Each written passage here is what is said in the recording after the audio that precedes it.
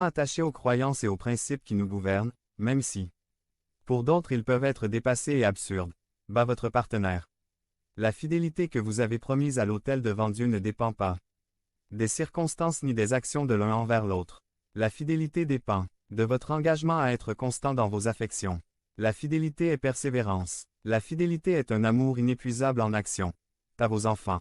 Le soutien matériel est important, mais il est important de transmettre des valeurs spirituelles, de leur consacrer du temps, de leur montrer comment surmonter l'adversité. Nous devons les préparer à avancer dans un monde hostile. À tes parents. Honore ton père et ta mère et tout ira bien pour toi. Qu'est-ce que je fais pour honorer mes parents? Ils seraient fiers de moi de savoir ce que je fais. Est-ce que je me prépare à les aider à l'avenir comme ils me le font maintenant? Honorer nos parents, c'est aussi honorer Dieu. Car il est le Père de tous. C'est fidélité à son Église. Le vrai chrétien a un réel sens des responsabilités. Et le démontre en étant fidèle à son pasteur et loyal à l'Église où Dieu l'a implanté. La fidélité à l'Église locale plaît à Dieu et est la cause de grandes bénédictions.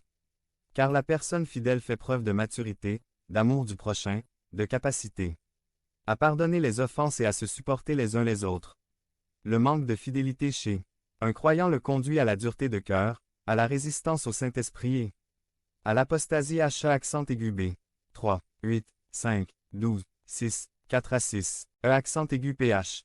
4, 30. Il est triste de voir un chrétien de longue date devenir indifférent à son engagement envers Dieu. Nous observons parfois que cela arrive aussi aux prédicateurs, aux enseignants et à d'autres travailleurs chrétiens.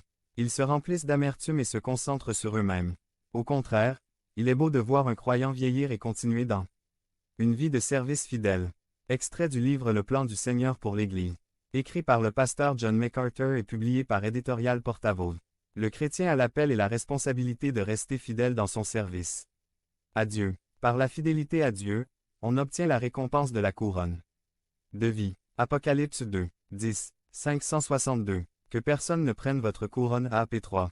11. En parcourant de vieux papiers à l'occasion du centenaire de mon père, le révérend Luciano Marquet Morrejon, j'ai trouvé un de ses sermons d'août 1955, basé sur ce verset. Je copie un de ses paragraphes. Comment est-il possible que je la perde la couronne?